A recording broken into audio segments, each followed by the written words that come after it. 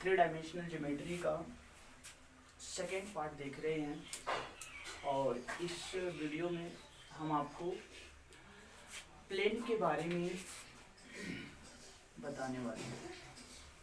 तो यदि आप ये पूरा प्लेन के बारे में जानना चाहते हैं तो इस वीडियो को अंत तक जरूर देखें और प्लेन का जो भी सारे क्वेश्चन है वो सारे क्वेश्चन को आप बना सकते हैं। और यदि अभी तक आप हमारे चैनल को सब्सक्राइब नहीं किए हैं तो ज़रूर कर लें। चलिए तो हम लोग यहाँ आते हैं, प्लेन क्या है। प्लेन को हम लोग हिंदी में समतल बोलते हैं। ऐसे बहुत सारे प्लेन आप देखे होंगे, जैसे ये हमारा बोर्ड भी है वो एक प्लेन है। अगर हम ये हमारे हाथ जो है ये भी हमारा एक प्लेन होगा। बहुत सारे प्लेन हो सकते हैं। तो कंसेप्ट की अगर प्लेन के कंसेप्ट की बात करेंगे तो प्लेन हमेशा प्लेन जो होगा उसको रिप्रेजेंट करने के लिए कम से कम 3 पॉइंट की आवश्यकता होती है। जैसे अगर एक स्ट्रेट लाइन, एक हमें रियल स्ट्रेट लाइन को रिप्रेजेंट करना है तो उसके लिए कम से कम 2 पॉइंट चाहिए, क्योंकि अगर एक पॉइंट हमें मिलता है तो यहाँ से इनफाइनाइट लाइन पास हो जाते हैं। तो एक पॉइंट के द्वारा एक निश्चित लाइन को रिप्रेजेंट नहीं किया जा सकता है। उसी प्रकार से 2 लाइन के द्वारा हम लोग एक डिफिनिट लाइन को रिप्रेजेंट कर सकते हैं। एक ही लाइन, 2 पॉइंट से हमेशा एक ही लाइन पास हो सकता है। लेकिन अगर प्लेन की बात करेंगे तो 2 पॉइंट से इनफाइनाइट प्लेन पास हो सकते हैं। जैसे ये हम 2 पॉइंट लिए, इसको से एक प्लेन जो है इस डायरेक्शन में ले सकते हैं, एक प्लेन ये डायरेक्शन में ले सकते हैं, दूसरा प्लेन ये डायरेक्शन में ले सकते हैं। मतलब इस तरह से 2 पॉइंट से इनफाइनाइट प्लेन पास हो सकते हैं। तो अगर 3 पॉइंट की बात करते हैं तो 3 पॉइंट अगर हम लोग मिला देते हैं तो इसको से जैसे 2 पॉइंट से हमेशा एक ही स्ट्रेट लाइन पास होते हैं, उसी प्रकार से 2 पॉइंट से हमेशा एक ही 3 पॉइंट से हमेशा एक ही प्लेन पास होते हैं। तो यहाँ तक तो प्लेन का ये कंसेप्ट है कि प्लेन जैसे स्ट्रेट लाइन का इक्वेशन निकालने के लिए हमें 2 पॉइंट किसी न किसी कंडीशन में मालूम होना चाहिए। उसी प्रकार से प्लेन का इक्वेशन निकालने के लिए हमें पॉइंट जो होना चाहिए वो मालूम होना चाहिए एटलीस्ट 3।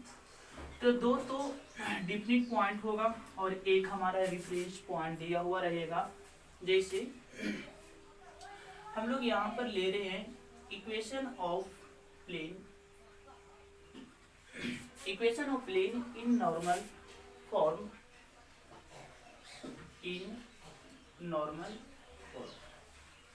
जैसे नॉर्मल फॉर्म में इक्वेशन ऑफ प्लेन क्या होगा थोड़ा समझना है। हम लोग यहाँ पे कंसीडर करते हैं, consider a plane whose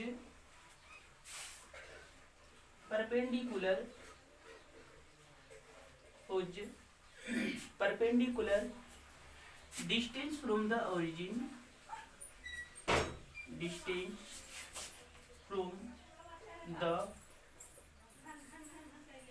origin is d and normal to the plane is vector n। तो इस केस में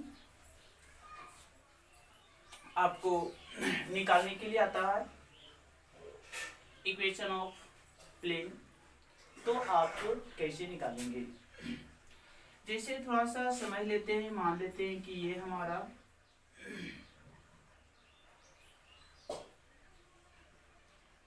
एक्स वाई और ये जेड एक्सिस है। यहाँ पे हम एक प्लेन इस प्रकार से बनाए हैं। तो प्लेन का केस दिया क्या गया है, ये प्लेन से ओरिजिन के बीच का डिस्टेंस d है और इसके ऊपर जो है ना, ये हमारा नॉर्मल वेक्टर जो है वो क्या दे रखा है, ये हमारा नॉर्मल वेक्टर है वो दे रखा है n। अब इसी का हमें निकालना है इक्वेशन। तो मान लेते हैं कि ये जो प्लेन है उस प्लेन के लिए इक्वेशन जो हमें आएगा वो वेक्टर r के फॉर्म में आएगा। तो हम आपको पहले भी ये चीज इंडिकेट किए थे कि प्लेन को निकालने के लिए हमें 3 पॉइंट दिए हुए होंगे। एक नॉर्मल हमारा दिया है, एक डिस्टेंस दिया गया है, perpendicular distance from the origin, ये ओरिजिन से आपका परपेंडिकुलर डिस्टेंस होगा, और r मान लेते हैं प्लेन के ऊपर कोई पॉइंट है। तो अगर इसका इक्वेशन निकालते हैं तो इक्वेशन ऑफ प्लेन जो है, ये इक्वेशन ऑफ प्लेन आपको मिलेगा r dot N cap is equal to d. ये r into n cap is equal to d कैसे आता है इसको थोड़ा सा समझ लेते हैं। जैसे r और d एक दूसरे के परपेंडिकुलर है, सॉरी बोल सकते हैं कि ये सेम लाइन है, मतलब अगर ये एक वेक्टर को रिप्रेजेंट करता है तो ये और ये एक दूसरे के परपेंडिकुलर होंगे। तो मतलब यहाँ पे आपको मिलेगा vector r minus vector d is dot vector n is equal to 0। अच्छा ऐसा क्यों, r और d ये दोनों मिला करके हमें जो मिलेगा वो पोजीशन वेक्टर मिलेगा। ये लाइन अगर ये O है और ये पॉइंट को P मानते हैं तो OP का डायरेक्शन हमें मिलेगा r माइनस d। तो ये आपको OP का डायरेक्शन, और देख रहे हो OP के साथ जो n है वो परपेंडिकुलर है, और जानते हैं कि ये दोनों का अगर ये दोनों एक दूसरे के परपेंडिकुलर है तो डॉट प्रोडक्ट हमारा 0 होगा। यहाँ से इसको डॉट निकालते हैं तो r dot N cap minus d into n cap is equal to 0 लेंगे। अब यहाँ पे ये दोनों अगर वेक्टर के फॉर्म में दिए हैं तो इसका एक रिजल्ट हमें मिलेगा d और इसका रिजल्ट r डॉट n रहेगा। तो इस प्रकार से हम लोग इक्वेशन ऑफ प्लेन निकाल सकते हैं। चलिए तो अब हम इस पर एक क्वेश्चन बनाते हैं।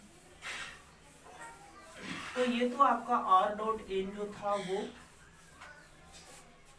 वेक्टर फॉर्म में इसका इक्वेशन था r dot n is equal to d. ये जो हमारा इक्वेशन था वो वेक्टर इक्वेशन था। अगर इसका कार्टेशियन इक्वेशन लिखना है तो एन कैप, एन जहाँ आपको हमेशा यूनिट नॉर्मल वेक्टर होगा, मान लेते हैं L I M J plus N K दे रखा है। Vector R is equal to दे रखा है X I plus Y J plus Z K, और जब r dot N cap is equal to, हम जानते हैं d जो है परपेंडिकुलर लेंथ, परपेंडिकुलर डिस्टेंस हमेशा दिया हुआ रहेगा। तो r डॉट n मतलब ये दोनों का जब डॉट प्रोडक्ट निकालेंगे तो ये आपस में गुना हो जाएगा, मतलब ये lx हो जाएगा, my हो जाएगा और प्लस में nz हो जाएगा इज इक्वल टू d। तो ये इक्वेशन आपका वेक्टर ये इक्वेशन जो है आपका कार्टेशियन इक्वेशन रहेगा। तो इस प्रकार से हम लोग वेक्टर इक्वेशन और कार्टेशियन इक्वेशन को आसानी से निकाल सकते हैं। चलिए तो अब इस पर हम एक क्वेश्चन आपको बना के दिखाते हैं किस प्रकार से इस पर क्वेश्चन बनेगा। चलिए तो देखते हैं। यहाँ पर क्वेश्चन है find the equation of plane, find the equation of plane, find the equation of plane which at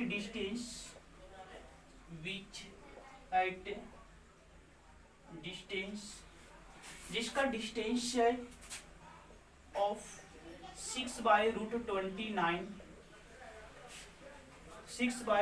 29 from the origin and its normal from the origin from the plane is 2i minus 3j plus 4k. Also find vector and Cartesian equation.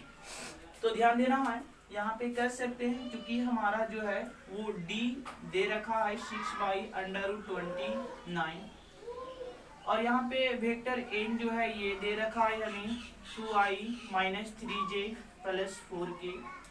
हम लोग जानते हैं कि equation of plane जो होता है r.n cap is equal to d होता है। कहने का मतलब हो गया कि हमें d तो यहाँ पे दे रखा है, n कैप नहीं दिया है बल्कि वेक्टर n दे रखा है। तो पहले हम n कैप निकालेंगे। तो यहाँ पे पहले हम n कैप निकालते हैं। जानते हैं किसी का भी यूनिट वेक्टर निकालने के लिए हम लोग उस वेक्टर और उस वेक्टर के मैग्नीट्यूड को डिवाइड देते हैं।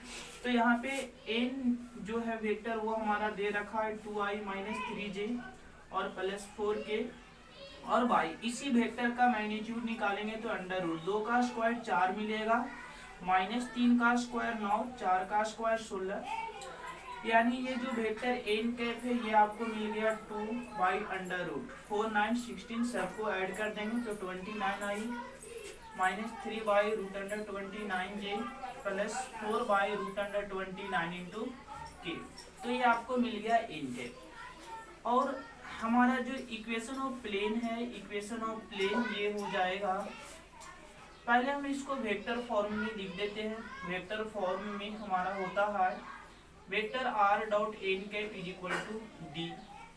तो r हो जाएगा और n कैप के जगह पे लिख सकते हैं 2/√29 इंटू आई प्लस माइनस 3/√29 इंटू जे प्लस 4/√29 इंटू के और इज इक्वल टू हमें क्या मिलेगा d, और d का वैल्यू दे रखा है 6/√29। आप ये 6√29 जो है ना वो कॉमन लेकर के कैंसिल कर सकते हैं। तो ये आपका हो गया equation of plane in vector form. अगर इसको कार्टेशियन इक्वेशन लिखना है तो r के जगह पे आप लिख देंगे xi प्लस yj और प्लस zk और इंटू, देखिए √29 है ना वो सबको कैंसिल कर देते हैं। तो यहाँ पे हमारा सिर्फ बचेगा 2i minus 3j और plus 4k is equal to 6, dot दोनों का निकाल देंगे तो हो जाएगा 2x माइनस 3y और plus 4z is equal to 6। तो ये आपका जो निकल गया वो कार्टेशियन इक्वेशन निकल गया। तो ये दोनों इक्वेशन हो गया, वेक्टर इक्वेशन और कार्टेशियन इक्वेशन। चलिए तो यहाँ तक ये बात क्लियर हो गया। आपको अगर प्लेन के केस में डिस्टेंस फ्रॉम द ओरिजिन दिए हुए हो और नॉर्मल वेक्टर दिया हुआ होगा तो आप आसानी से निकाल सकते हैं। चलिए तो इसको मिटा देते हैं।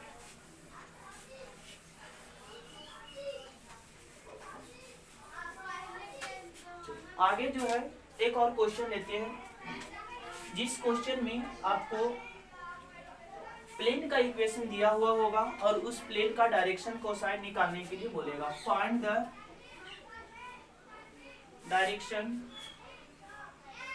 Cosine of the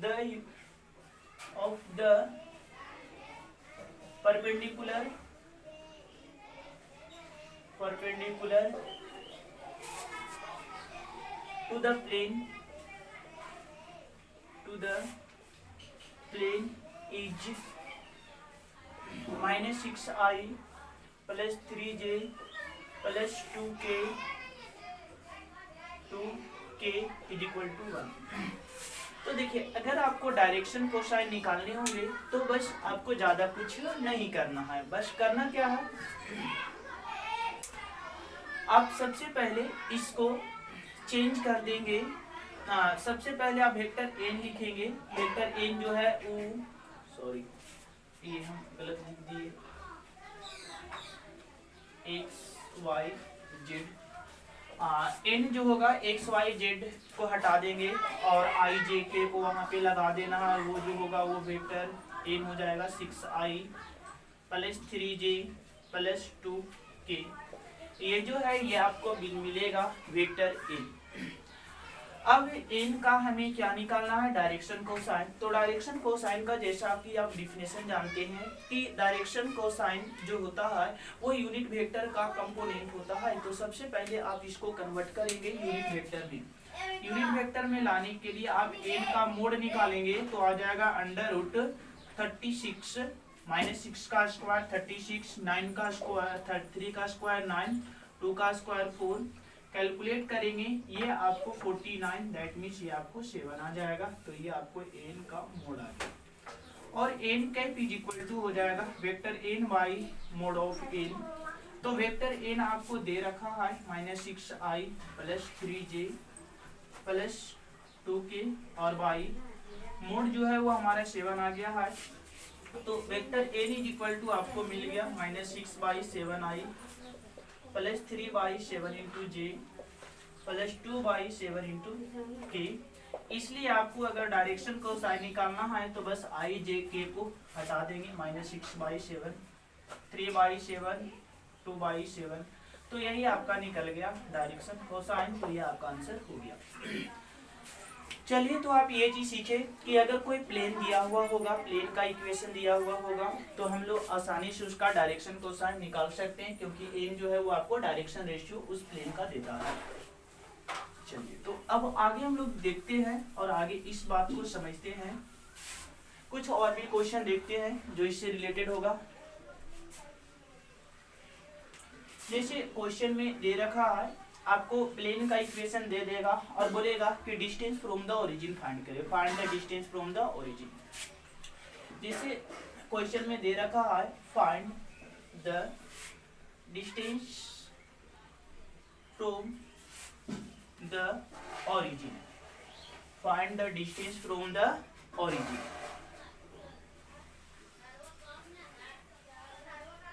from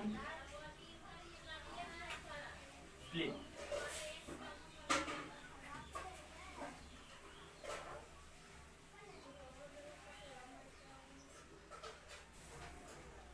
to the plane. Equation दे रखा है 2x minus 3y plus 4z minus 6 is equal to 0। तो हमें इसको निकालना है equation of distance from origin. मतलब कोई प्लेन है, प्लेन का डिस्टेंस ओरिजिन से क्या होगा वही डिस्टेंस निकालना है। जैसे हम जानते हैं कि जब r डॉट वेक्टर n होता है इज इक्वल टू d, तो ये d ही हमारा जो है वो क्या होता है, डिस्टेंस फ्रॉम द ओरिजिन होता है। तो सबसे पहले ये ऐसा कब होगा जब r मतलब x y z का जो ये कोफिशिएंट जो लगा हुआ है ये हमें एक यूनिट वेक्टर के फॉर्म में होगा। तो सबसे पहले इसके डायरेक्शन कोसाइन को हम यूनिट वेक्टर के रूप में चेंज करेंगे। कर सकते हैं कि यहाँ पे r इज इक्वल टू हमारा हो जाएगा 2i minus 3j plus 4 into के। तो सबसे पहले r का मैग्नीट्यूड निकाल देते हैं। तो r का मैग्नीट्यूड हमारा आ जाएगा 2 का स्क्वायर 4, 3 का स्क्वायर 9, 6 का स्क्वायर 16 अंडर रूट 29। ये आपका r मिला। अब r cap is equal to निकालेंगे तो vector r by mod of r मिलेगा, मतलब 2i minus 3j plus 4k और बाई मोड ऑफ r जब लिखेंगे तो ये आपको मिल जाएगा अंडर रूट 29। ये आपको मिल गया, r नहीं, इसको हम n से लिखेंगे तो ये हमें निकल गया n कैप। अब अगर इक्वेशन ऑफ प्लेन की बात करते हैं तो इक्वेशन ऑफ प्लेन जो है ये आपको मिलता है r dot n cap is equal to d। तो ध्यान देंगे r तो हमारा हो जाएगा xi plus yj plus zk dot n cap. तो n कैप जो है वो हमारा दे रखा है कितना, n कैप जो है वो हमारा दे रखा है ये 2 by root under 29i minus 3 by root under 29 into j plus 4 by under root 29 into. But ये जो क्वेश्चन है इसको में डी जो है ना वो भी इस तरफ दे रखा है, तो माइनस में हम लोग डी लिख सकते हैं, माइनस में हम लोग डी लिख सकते हैं। तो डी बाई, इसको भी अंडर रूट 29 करना होगा, या फिर सिंपली आप क्या करेंगे, मैग्नीट्यूड जो हमारा है वो रूट अंडर 29 आ गया। तो ये जो वेक्टर है दिया हुआ, इस वेक्टर को आप डायरेक्ट चेंज कर सकते हैं, किस फॉर्म में, यूनिट वेक्टर के फॉर्म में। और यूनिट वेक्टर में लाने के लिए हमें रूट अंडर 29 से पूरे इक्वेशन में डिवाइड देना होगा। तो यहाँ पे डायरेक्ट लिखते हैं divided by root under 29 in the equation of plane. तो ये आपको मिलेगा 2 by root under 29 x minus 3 by root under 29 into y plus 4 by root under 29 into k minus 6 by, तो इसको 6 को उधर कर देते हैं, तो 6 बाई रूट अंडर 29 इंटू, तो ये मिला। अब जानते हैं equation of plane in Cartesian form. अच्छा, हम यहाँ पे कार्टेशियन फॉर्म क्यों लिख रहे हैं, क्योंकि ये इक्वेशन कार्टेशियन फॉर्म में दे रखा है। तो कार्टेशियन फॉर्म में इक्वेशन ऑफ प्लेन होता है l x plus m y plus n z is equal to d, जहाँ एल एम एन जो है ना वो आपको डायरेक्शन कोसाइन है, यहाँ पे देख रहे हैं कि ये सब हमारा डायरेक्शन कोसाइन दे रहा है। तो अगर ये वाला को फर्स्ट इक्वेशन मानते हैं, ये वाला को सेकेंड इक्वेशन मानते हैं, और दोनों इक्वेशन को कंपेयर करते हैं, कंपैरिजन करते हैं, तो इस केस में आपको जो मिलने वाला है, comparing equation first and equation second, तो आपको कंपैरिजन करेंगे तो d इज इक्वल टू मिलेगा 6 बाई रूट अंडर 29 इंटू, तो ये आपका डिस्टेंस निकल गया फ्रॉम द ऑरिजिन्स।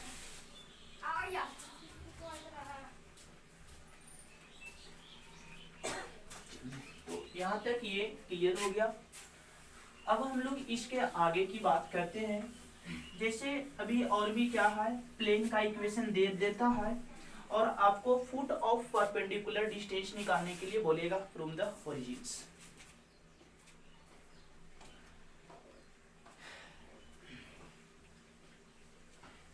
क्वेश्चन हम लेते हैं,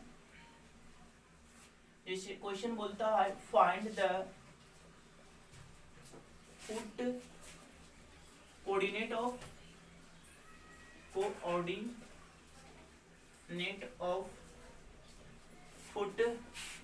परपेंडिकुलर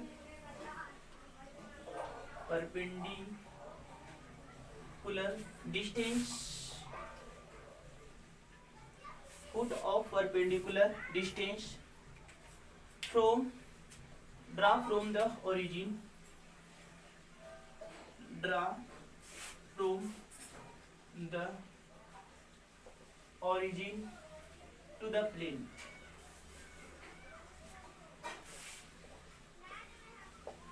to the plane। जैसे समझना है इस बात को, ये आपका y और ये आपका x और ये आपका z। सपोज यहाँ पे कोई हम प्लेन इस प्रकार से कंसीडर करते हैं, ये डिस्टेंस जो है ऑरिजिन से तो आपको हमेशा d दे रखेगा। मान लेते हैं कि ये आपका इक्वेशन ऑफ प्लेन फाई दे रखा है, और इक्वेशन ऑफ प्लेन का ये हमें फुट ऑफ परपेंडिकुलर डिस्टेंस निकालना है, जो कि मान लेते हैं कि इस पॉइंट से हमें इसका फुट ऑफ परपेंडिकुलर डिस्टेंस निकालना है। तो फुट ऑफ परपेंडिकुलर डिस्टेंस का कोऑर्डिनेट निकालना है, तो मान लेते हैं कि इस पॉइंट पर कोऑर्डिनेट जो हमें मिलेगा x1, y1 और z1 मिलेगा। तो यही x1, y1 और z1 का वैल्यू हमें फाइंड करना है। अब ये कैसे फाइंड करेंगे, इसके लिए थोड़ा सा समझे। मान लेते हैं कि इक्वेशन ऑफ प्लेन आपको दे रखा है, इक्वेशन ऑफ प्लेन मान लेते हैं दे रखा है ax plus by plus cz is equal to d के फॉर्म में। तो सबसे पहले आप इसको यूनिट नॉर्मल वेक्टर के फॉर्म में चेंज करेंगे। यूनिट नॉर्मल वेक्टर के फॉर्म में लाने के लिए आप सबसे पहले ये जो ए बी सी के द्वारा जो हमें नॉर्मल वेक्टर मिलेगा इसका मैग्नीट्यूड निकालेंगे। यानी मान लेते हैं पहले आप इसको कन्वर्ट करेंगे l x plus m y plus n z is equal to d के फॉर्म में। अब आप क्या करेंगे, यहाँ पे d1 मान लेते हैं, ये d के फॉर्म में कन्वर्ट हो जाएगा।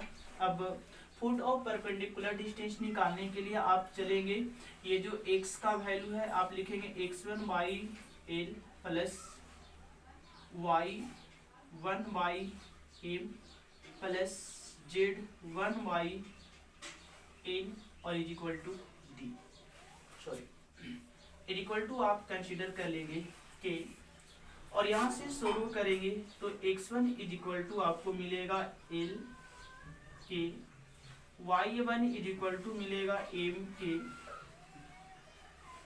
सॉरी ये ऐसा नहीं, आप इसको बराबर करके चलेंगे तो z1 इज इक्वल टू आपको मिलेगा n के, ये x1 y1 और z1 का वैल्यू हो जाएगा। इसके बाद क्या करेंगे, put x1 y1 and z1 in the place of x, y and z in the equation of plane and find the value of k and again find x1 y1 and z1 which is a foot of perpendicular coordinate from the origin of plane। तो इस प्रकार से हम लोग ये foot of perpendicular निकालते हैं। जैसे अभी हम एक क्वेश्चन का निकाल के दिखाते हैं, ये foot of perpendicular distance. Suppose that हमारा इक्वेशन जो है वो दे रखा है 2i minus 3j plus 4k is equal to 6, ये आपको इक्वेशन ऑफ प्लेन दे रखा है और इसका फुट ऑफ परपेंडिकुलर हमें निकालना है। तो सबसे पहले इक्वेशन को लिखेंगे, इक्वेशन इन नॉर्मल फॉर्म, इसका सॉल्यूशन कर रहे हैं तो हम लोग पहले लिखेंगे equation of normal form. Normal form के लिए ये सब का जो मैग्नीट्यूड होगा इसको से डिवाइड दे देना है, यानी 2 by under root 29 I minus 3 by root under 29 into J plus 6 by under root 29 into K is equal to 6 by under root 29। ये आपको मिल जाएगा equation of plane in normal form.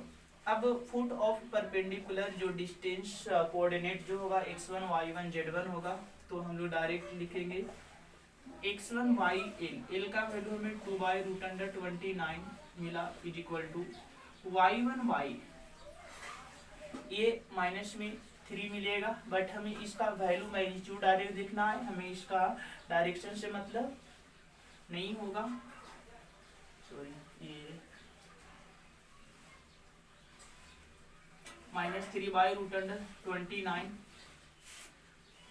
Is equal to z1 by 6 by under root 29 is equal to k।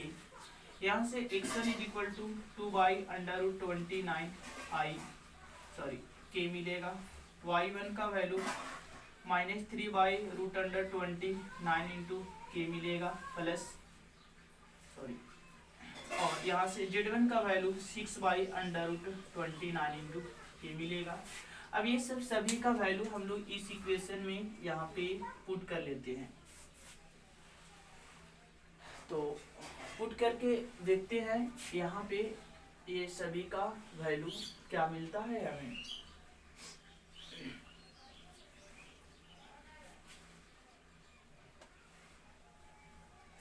अब put करना है x y z किसके जगह पे, इक्वेशन ऑफ जो प्लेन जो दे रखे थे उसके जगह पे। तो यहाँ पे x के जगह पे हम क्या पुट करेंगे 2 बाई रूट अंडर 29, इसके जगह पे ये पुट करेंगे, इसके जगह पे ये पुट करेंगे और कैलकुलेट करेंगे। चलिए तो करते हैं यहाँ पे कैलकुलेट।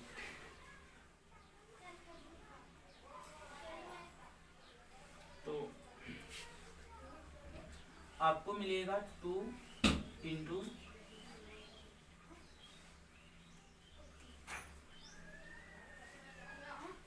ये एक्स वाई और जेड ही लेना है।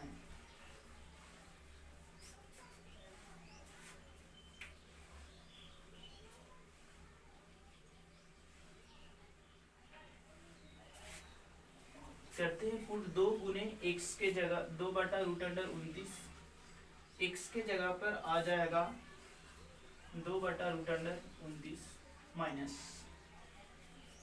ये 3/√29 गुने y के जगह पर आ जाएगा -3/√29 प्लस ये 6/√29 इंटू Z1 की जगह पर भी आ जाएगा 6/√29 इज इक्वल टू 6/√29 हो जाएगा।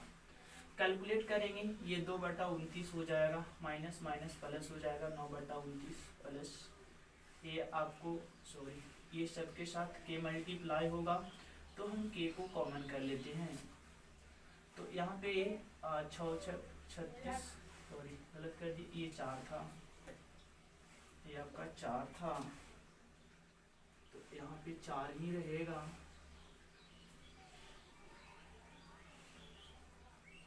चलिए ये 4 था तो यहाँ पे 16/29 हो जाएगा और इज इक्वल टू आपको यहाँ पे के साथ इसको मल्टीप्लाई भी रहेगा 6/√29 हो जाएगा। आप इसको एलसीएम लेके सोल्व करेंगे तो 29/29 into K is equal to 6/√29 आ जाएगा। के इज इक्वल टू आ गया 6/√29 क्योंकि ये 1 हो जाएगा। इसलिए अब x1 इज इक्वल टू आपको मिलेगा 2/√29 इंटू के। तो हम ऐसा करते हैं के का वैल्यू यहाँ पे रख देते हैं तो 6 दूना रखेंगे तो आ जाएगा 12/√29। y1 का वैल्यू के जगह पे क्या रखेंगे 6/√29 तो आ जाएगा -6 18/√29 और Z1 का वैल्यू रखेंगे यहाँ पे 6 तो 6 चौको आ जाएगा 24/√29। तो ये आपको कोऑर्डिनेट निकल गया फुट ऑफ परपेंडिकुलर का। चलिए तो यहाँ तक आपको समझ में आ गया। अब हम लोग इसके आगे की बात करते हैं। तो फर्स्ट केस में हम लोग देखें equation of plane normal form और वेक्टर फॉर्म में क्या होगा। अब हम लोग दूसरे प्रकार का इक्वेशन प्लेन का देखते हैं जिसमें दूसरा कंडीशन आपका दिया हुआ होगा। चलिए किस कंडीशन में होगा थोड़ा सा हम इसकी बात कर लेते हैं। देखिए कहेगा equation of plane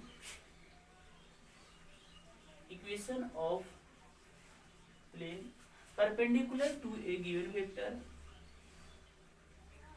plane perpendicular to A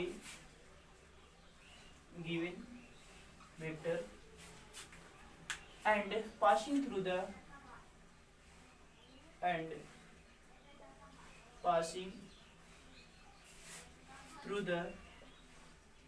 given point।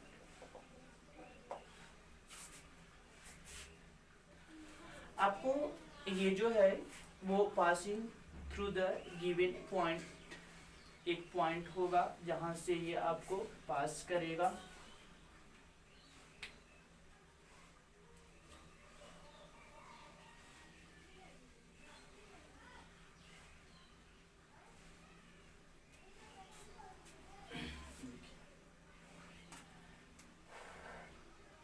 मान लेते हैं कि ये प्लेन जो है इस प्लेन का हमें क्या करना है इक्वेशन निकालना है। ये मान लेते हैं कि ये दिया दे रखा है आपको क्या प्लेन का परपेंडिकुलर। मान लेते हैं कि ये परपेंडिकुलर जो लाइन है वो हमारा एन होगा। इस मतलब कोई लाइन से ये पास हो रहा है तो जिस लाइन से पास हो रहा है वो ये लाइन दे रखा है। इस लाइन के वेक्टर को हम ए से मान लेते हैं। अब थोड़ा सा यहाँ पर समझना है कि इस प्लेन का, ये जो हमारा प्लेन बना, इस प्लेन का इक्वेशन क्या होगा। मान लेते हैं इस पॉइंट पर हमें मिलेगा वेक्टर आर, आर के फॉर्म में ही हमें इक्वेशन ऑफ प्लेन निकालना है। तो यहाँ पे कर सकते हैं कि ये नॉर्मल है तो परपेंडिकुलर है तो 90 डिग्री एंगल हो जाएगा। ओ पी, इसको हम क्यू मान लेते हैं, तो कर सकते हैं vector O P is a perpendicular to the vector O Q. OP और OQ दोनों एक दूसरे के परपेंडिकुलर होंगे, और अगर OP और OQ का अगर हम डॉट प्रोडक्ट निकालते हैं तो वो हमारा 0 आएगा। अब OP इज इक्वल टू लिख सकते हैं, OP is equal to P minus R या R माइनस P, बात तो सेम है। तो यहाँ पे हम लिखते हैं R minus P is equal to, क्योंकि ये P पॉइंट जरूरी नहीं कि वो डायरेक्शन में होगा, P पॉइंट हमारा ये डायरेक्शन में भी हो सकता है, और इनटू OQ। तो OQ जो है ना, इसका जो वेक्टर जो है वो n वेक्टर दे रखा है, इज इक्वल टू O हो जाएगा। हम कह सकते हैं ये R होगा, और P जो है वेक्टर A दे रखा है और इसका साथ डॉट होगा n का, इज इक्वल टू G। तो R dot n minus A dot n is equal to 0। यहाँ से अगर आप सोल्व करते हैं तो आपको मिलेगा R dot n is equal to vector A into A। तो ये आपको मिल गया इक्वेशन ऑफ प्लेन। चलिए तो इस पर हम एक क्वेश्चन बना देते हैं। ये मिटाते हैं इसको। क्वेश्चन क्या होगा, कैसे होगा, थोड़ा सा देख ले। जैसे क्वेश्चन यहाँ पर दे रखा है, find the vector and Cartesian equation, vector and Cartesian equation of plane which passing through the point, which passing through the point 5 2 minus 4 and perpendicular to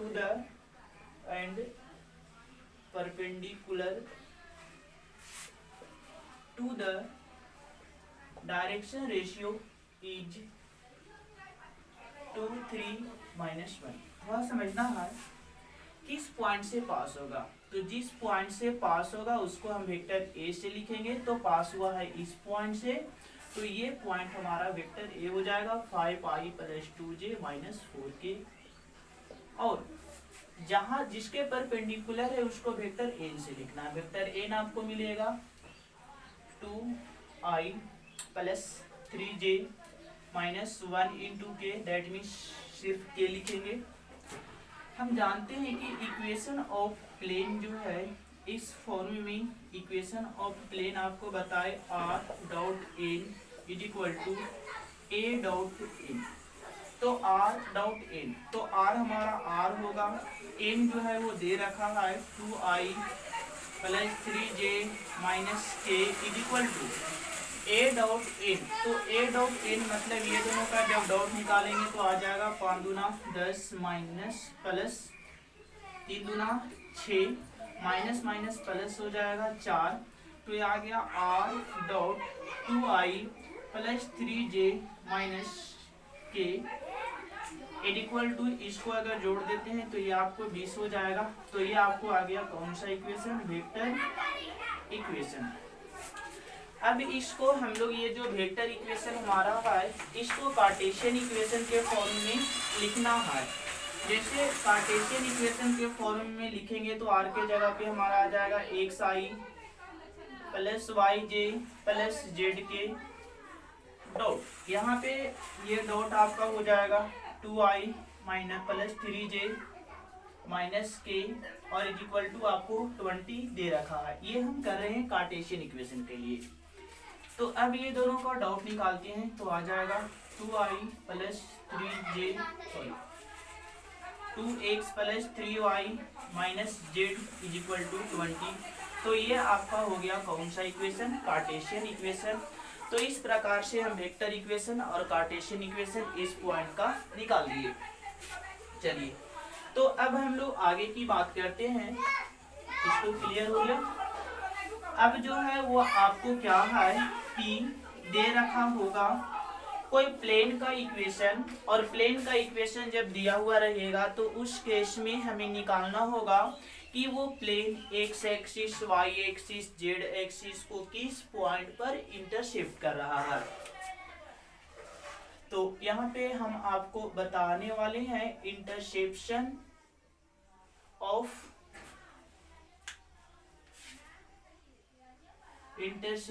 equation of plane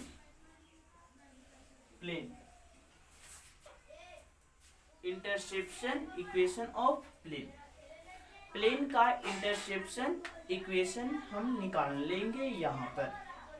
तो कैसे निकालेंगे थोड़ा सा समझना है। जैसे एक प्लेन आपको दे रखा है,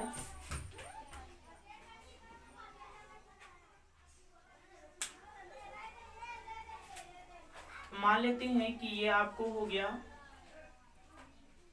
एक्स वाई एक्सिस, ये हो गया एक्स एक्सिस, ये हो गया जेड एक्सिस। कोई ऐसा प्लेन होगा जो एक्स एक्सिस, वाई एक्सिस और जेड एक्सिस ये तीनों को इंटरसेप्ट कर रहा होगा, और इसी प्लेन का हमें क्या निकालना होगा, इक्वेशन। कैसे निकालेंगे इस बात को थोड़ा सा समझिए। ये हमें इक्वेशन निकालना है।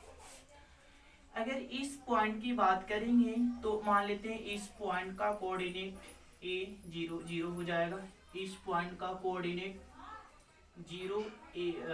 b 0 होगा, क्योंकि एक्स एक्सिस पर y और z का वैल्यू 0 और y एक्सिस पर x और z का वैल्यू 0। सिमिलरली z एक्सिस पर x 0 होगा, y 0 होगा और z का वैल्यू c मान लेते हैं। जानते हैं कि इक्वेशन ऑफ प्लेन जो होता है वो आपका x plus B Y plus C Z is equal to 0 d होता है। तो यहाँ पे हम इसको कैपिटल ए से मान लेते हैं, इसको कैपिटल बी मान लेते हैं, इसको कैपिटल सी मान लेते हैं, इज इक्वल टू डी होगा। अब अगर ये प्लेन पॉइंट इस पॉइंट से पास हो रहा है तो इस इक्वेशन को सेटिस्फाइड करेगा। दैट मीन्स यहाँ पे a इंटू एक्स का वैल्यू जब पुट करेंगे a प्लस ये आपको क्या मिलेगा, 0 0 मिलेगा। ये आपको मिल जाएगा b y का वैल्यू 0, c z का value 0 is equal to d। मतलब यहाँ से अगर a का वैल्यू निकालते हैं तो d बाई क्या मिलेगा, a।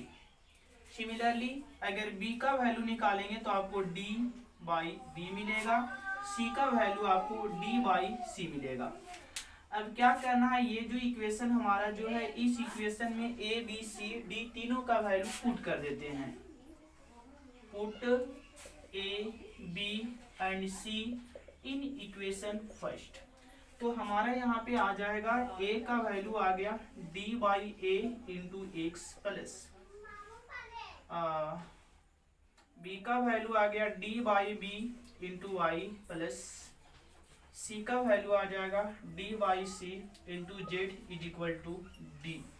तो यहाँ से d d d ये कॉमन है तो d को कॉमन करते हैं तो x by A plus Y by B plus Z by c is equal to d मिलेगा। ये d और ये d कैंसिल हो जाएगा तो x by A plus Y by B plus Z by c is equal to 1 मिलेगा। तो ये आपको हो गया इक्वेशन ऑफ प्लेन।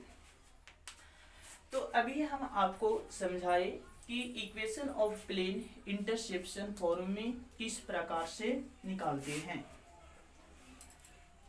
अब इसके आगे हम इस पर एक क्वेश्चन लेकर के देखते हैं। ये इंटरसेप्शन पॉइंट हमेशा एक्स एक्सिस, वाई एक्सिस और जेड एक्सिस ये तीनों एक्सिस पर दिया हुआ रहेगा।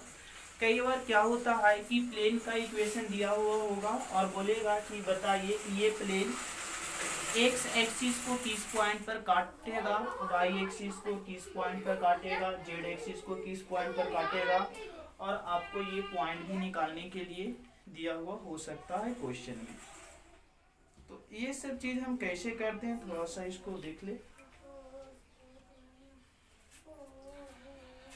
जैसे मान करके चले एक क्वेश्चन दे रखा है, क्वेश्चन है find the equation of plane with intercept, find the equation of plane with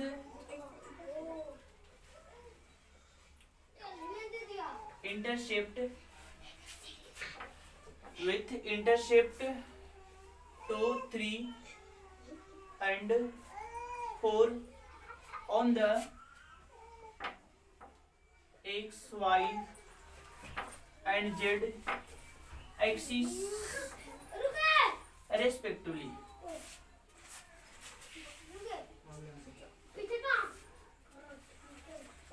x, y and z axis respectively. तो कहने का मतलब हो गया कि ये जो प्लेन जो आपको बन रहा है वो ऐसा बन रहा है। ये एक्स एक्सिस को 2 पर काट रहा है, तो मतलब यहाँ पे हमारा 2 0 0 हो जाएगा। वाई एक्सिस को हमारा 0 3 0 पर काट रहा है, जेड एक्सिस को हमारा 0 0 4 पर काट रहा है। तो ये पॉइंट को रिप्रेजेंट कर दिए। अब ये तीनों को अगर ऐसा मिला देते हैं तो ये हमारा एक प्लेन बनेगा, और इस प्लेन का हमें इक्वेशन निकालना है। कर सकते हैं डायरेक्ट लिखेंगे, क्योंकि a इज इक्वल टू हमें 2 दे रखा है, b इज इक्वल टू 3 दे रखा है, c इज इक्वल टू 4 दे रखा है। और जानते हैं कि इक्वेशन ऑफ प्लेन जो होता है इस फॉर्म में, इक्वेशन ऑफ प्लेन वो होता है x by A plus Y by B plus Z by C और इज इक्वल टू 1 होता है। तो x बाई ए का वैल्यू 2, y बाई बी का वैल्यू 3 प्लस जेड का वैल्यू जेड और सी का वैल्यू 4 इज इक्वल टू 1 हो जाएगा। आप इसका ये भी आपका आंसर हो गया, आप इतना भी आंसर लिख सकते हैं। नहीं तो बुक का आंसर अगर मैच करवाना चाहते हैं तो आप इसको एलसीएम ले लीजिए। एलसीएम आपको 12 में मिलेगा, ये आपको 6x हो जाएगा प्लस 4y हो जाएगा प्लस 3z हो जाएगा इज इक्वल टू 1। इसको क्रॉस गुना कर देंगे तो 6x plus 4y plus 3z is equal to आपको क्या मिलेगा 12। तो ये आपको मिल गया इक्वेशन ऑफ प्लेन। क्लियर हो गया। तो इंटरसेप्शन फॉर्म में आप आसानी से इक्वेशन ऑफ प्लेन निकाल सकते हैं। कई बार ऐसा सिचुएशन देगा कि आपको इक्वेशन ऑफ प्लेन दिया हुआ होगा और बोलेगा x axis, y axis, z axis को किस पॉइंट पर इंटरसेप्ट कर रहा है उसको निकालें। जैसे सपोज आपको X plus B Y plus C Z is equal to D दे रखा है और इंटरसेप्शन पॉइंट निकालना है। तो सिंपल आप डी से पूरा में डिवाइड दे देंगे तो a by d into x हो जाएगा plus b by d into y हो जाएगा plus c by d into z is equal to 1 हो जाएगा। तो एक्स बाई ये ए को नीचे कर देंगे तो डी बाई ए हो जाएगा plus Y by D Y B होगा plus Z by D Y C होगा इज इक्वल टू 1 होगा। तो ये जो मिलेगा एक्स का इंटरसेप्शन पॉइंट, ये वाई का और ये जेड का इंटरसेप्शन पॉइंट मिलेगा। तो इस प्रकार से आप इंटरसेप्शन पॉइंट को आसानी से फाइंड कर सकते हैं। चलिए अब अगला सिचुएशन, अगला कंडीशन को हम आपको समझा रहे हैं कि किस प्रकार से आगे भी इक्वेशन ऑफ प्लेन निकालना होगा। जैसे आपको ये बोलेगा find the equation of plane passing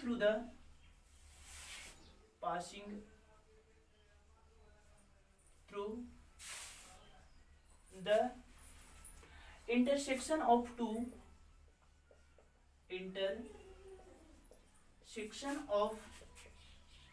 two given plane। इस बात को बढ़िया से समझ लेते हैं कि आखिर ये क्वेश्चन कर क्या रहा है।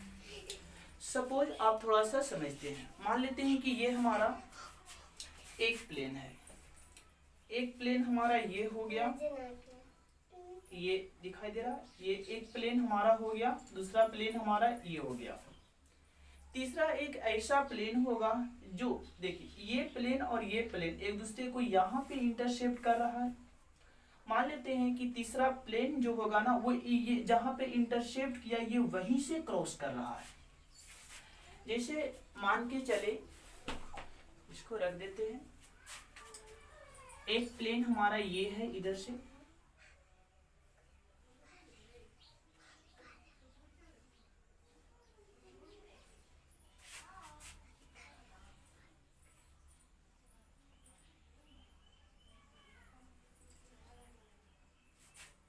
और ये एक हमारा और जो प्लेन है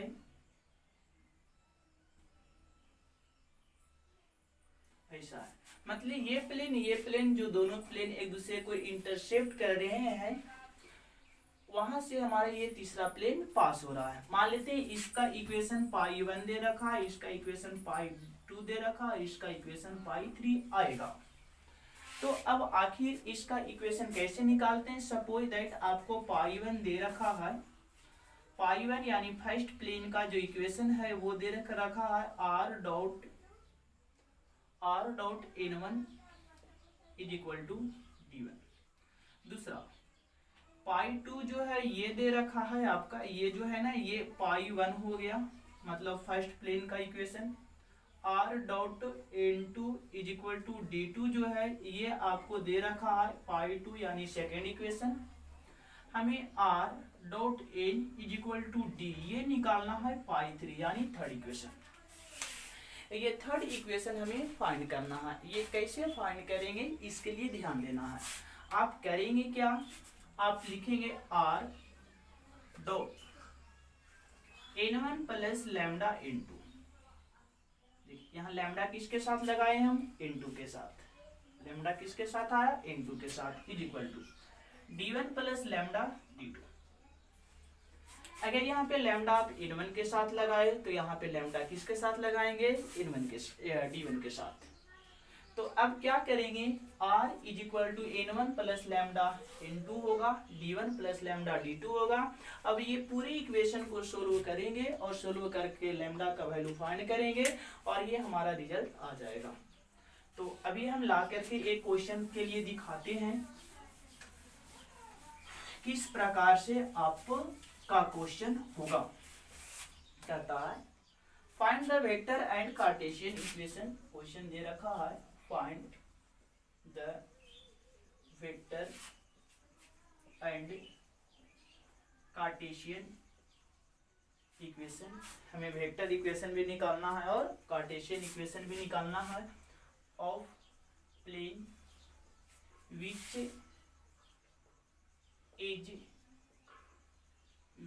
is passing through the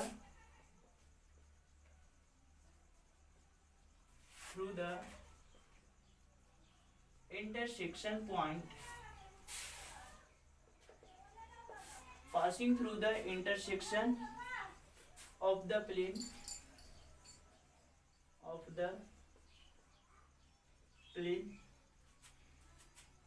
r dot I plus j plus k is equal to 6 and r dot 2i plus 3j plus 4k 2i plus 3j plus 4k is equal to -5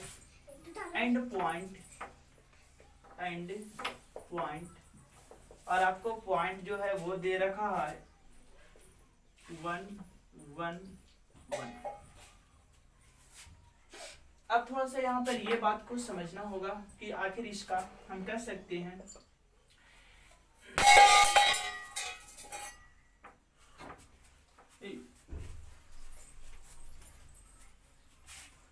हम लोग यहाँ पे कह सकते हैं कि हमारा जो है वो n1 इज इक्वल टू, इस इक्वेशन के लिए n1 और d1 मान लेते हैं तो n1 is equal to i plus j plus k मिलेगा और d1 इज इक्वल टू 6 मिलेगा।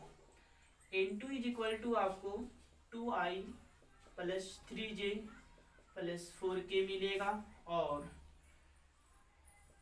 d2 इज इक्वल टू आपको ये इसका -5 मिलेगा। और पॉइंट जो है ये पॉइंट भी आपको गिवन रेट है। कितना पॉइंट दे रखा है? एक, एक और एक।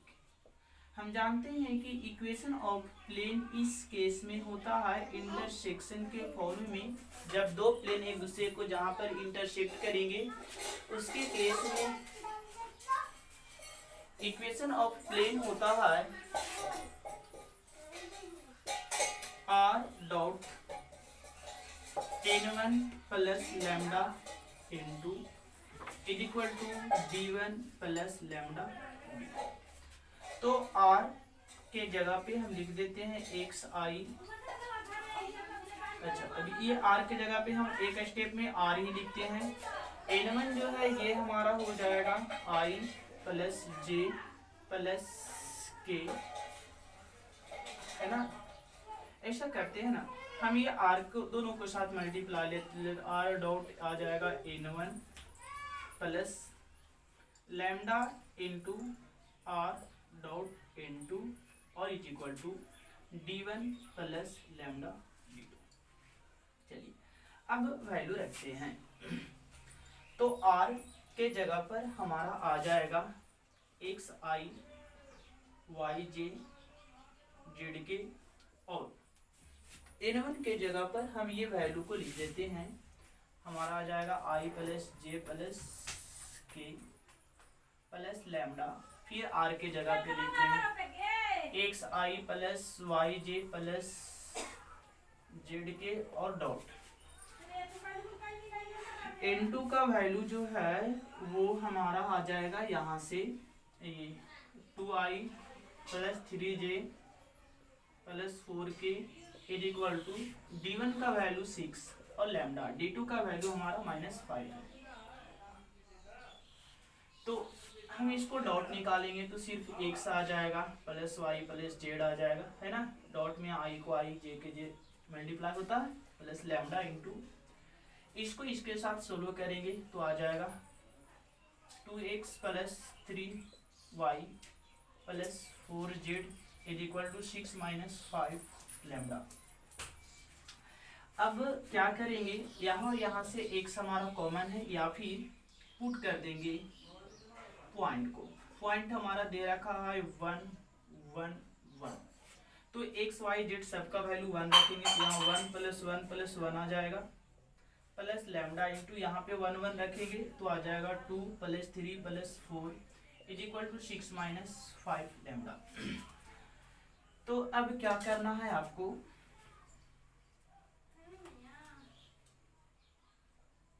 यहाँ पे इसको सोल्व कर लेंगे। 3 प्लस लैम्डा ये आ जाएगा आपका 4 3 7 और 2 9 is equal to 6 minus 5 lambda.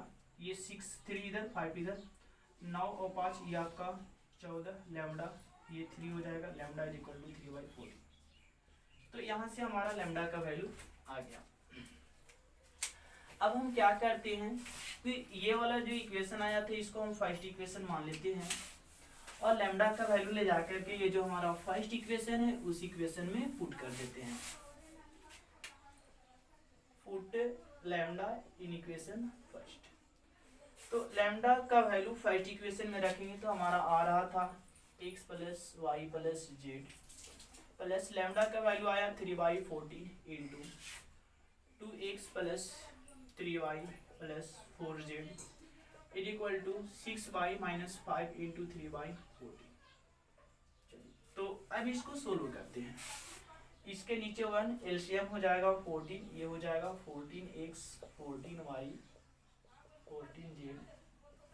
इसको 3 से मल्टीप्लाई करेंगे 6x 9y 12z और इज इक्वल टू 14। ये 14 इंटू आ जाएगा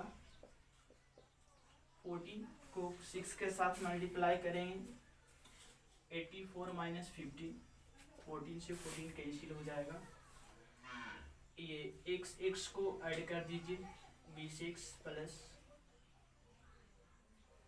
33y प्लस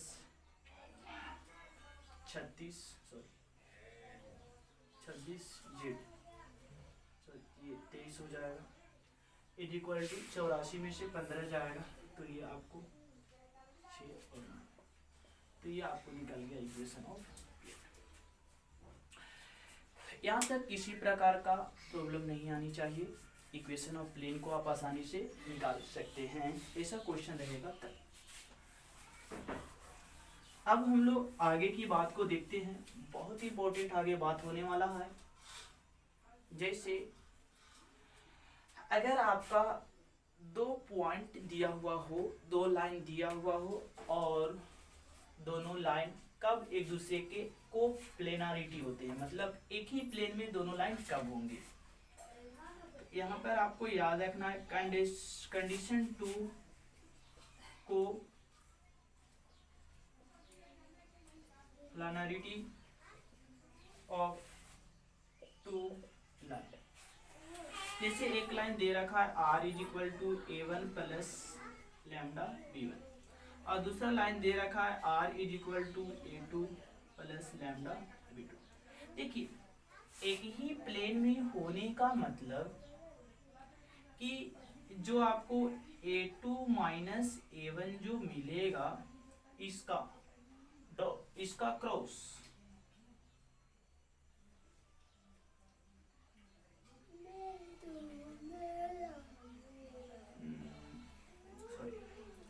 इसका डॉट b1 क्रॉस b2, अगर ये रिजल्ट 0 आ जाता है तब कह देते हैं कि ये दोनों लाइन एक ही प्लेन में होंगी, और अगर ये 0 नहीं आता है तो ये एक ही प्लेन में नहीं होंगे। चलिए तो अब यहाँ पे हम लोग आगे बात करने वाले हैं, 2 प्लेन आपका दिया हुआ होगा और वो दोनों प्लेन के बीच एंगल कैसे फाइंड करते हैं, तो हम लोग यहाँ पे देखने वाले हैं आगे एंगल बिटवीन 2 प्लेन। 2 प्लेन के बीच एंगल हम लोग कैसे निकालते हैं इस बात को समझते हैं। सपोज दैट एक दे रखा है r dot n1 is equal to d1, दूसरा r dot n2 is equal to d2।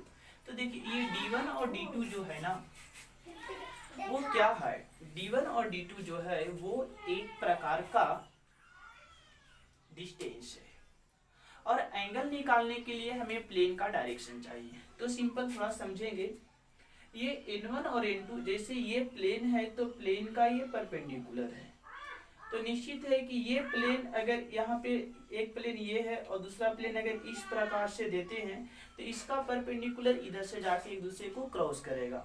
तो परपेंडिकुलर लाइन जितना एंगल एक दूसरे के साथ बनाएगा निश्चित है प्लेन भी उतना ही डिग्री का एंगल एक दूसरे के साथ बनाएगा।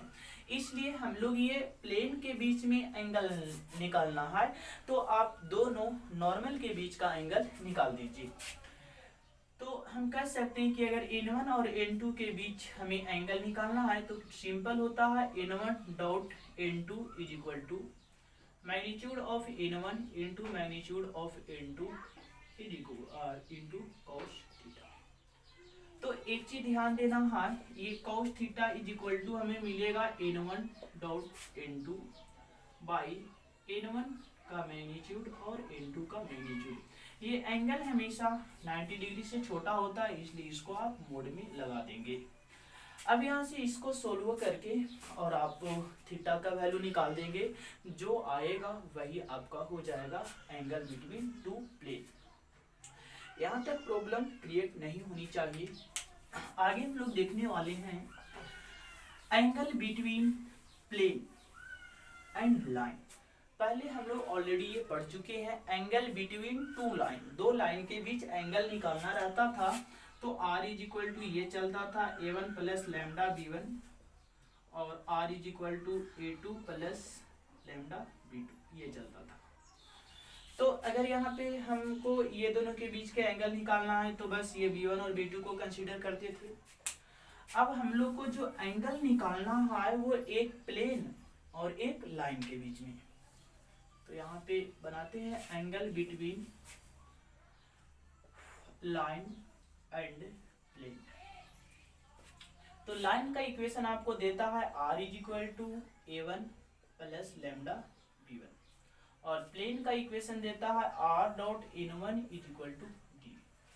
तो थोड़ा सा समझते हैं, जैसे मान लेते हैं कि ये हमारा प्लेन हो गया, ये हमारा प्लेन है। प्लेन का जो एन का जो डायरेक्शन होता है, एन यानी जो नॉर्मल जो होता है, इसके ऊपर ये होता है आपका क्या, ये होता है आपका नॉर्मल एन का वैल्यू, ये आपको वेक्टर एन होता है। अब ये तो आपका प्लेन हो गया। अगर हम ये लाइन की बात करेंगे तो मान लेते हैं कि ये लाइन जो है ना इस प्रकार से गुजरा है, ये लाइन जो है वो इस प्रकार से गुजरा है। तो लाइन में B1 जो होता है ना, वो लाइन जहां से पास होता है या जिसके परपेंडिकुलर होता है वो हमारा होता है B1 पैरेलल। B1 जो है वो पैरेलल, तो लाइन के पैरेलल हम ये डायरेक्शन ले लिए, तो ये डायरेक्शन हमें कौन देगा, B1। अब अगर हम देखें तो ये नॉर्मल और ये प्लेन के बीच में एंगल क्या बन रहा है, थीटा। ये प्लेन और नॉर्मल के बीच में थीटा एंगल होगा। अगर हम ये नॉर्मल और ये लाइन के बीच में थीटा एंगल हुआ, अगर प्लेन की बात करेंगे तो ये हमारा प्लेन है, तो प्लेन के पैरेलल में ये डायरेक्शन ले लेते हैं, तो यहाँ पर ये एंगल हमें कितना मिलेगा, 90 माइनस थीटा। तो हमें निकालना क्या है, ये नॉर्मल और ये लाइन के बीच एंगल नहीं, बल्कि ये प्लेन और ये लाइन के बीच में, हम मतलब हमें 90 माइनस थीटा चाहिए, थीटा नहीं चाहिए। मान लेते हैं 90 minus theta is equal to 5। तो जानते हैं कि अगर यहां से हम cos थीटा निकालते हैं, क्या निकालेंगे, cos थीटा, तो cos theta is equal to मिलेगा, ये दो वेक्टर के बीच में एंगल निकालना है, तो एंगल निकालने का मेथड ये होता है, और बाई ए बी, चलिए ठीक, एन का मोड और यहाँ पे बी का मोड और इसका मोड आ जाएगा, ये cos थीटा। यहाँ पर थीटा जो आया वो नॉर्मल और लाइन के बीच, लेकिन अगर यहाँ पे थीटा का वैल्यू अगर यहाँ से हम निकालते हैं तो आपको मिलेगा 90 माइनस 5 और ये एन डॉट बी, एन का मैग्नीट्यूड और बी का मैग्नीट्यूड।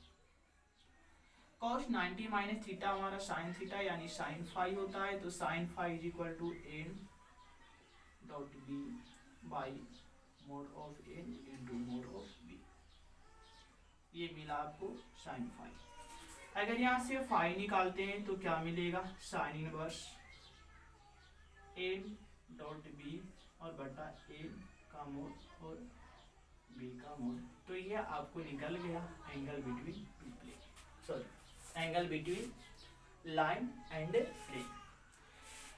यहाँ तक आप लोग को समझ में आ गया होगा।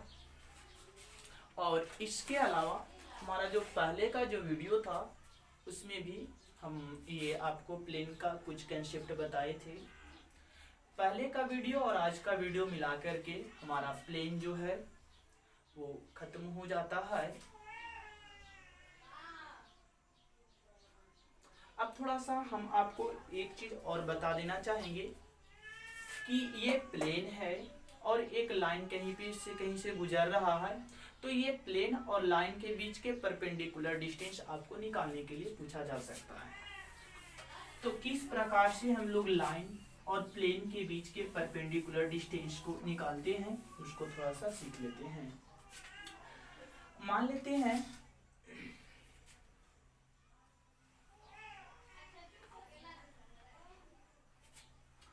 यहाँ पे क्वेश्चन बोलेगा आपको find the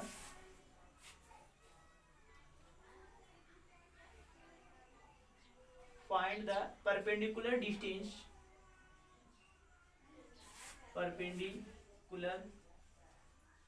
distance of point A from the plane। तो प्लेन का इक्वेशन आपको देता है r dot n is equal to d।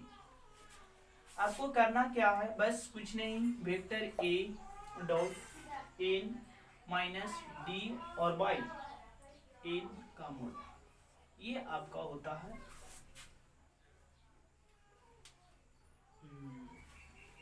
Perpendicular distance, जहां ए आपका कोई भी पॉइंट हो सकता है, ध्यान देना है।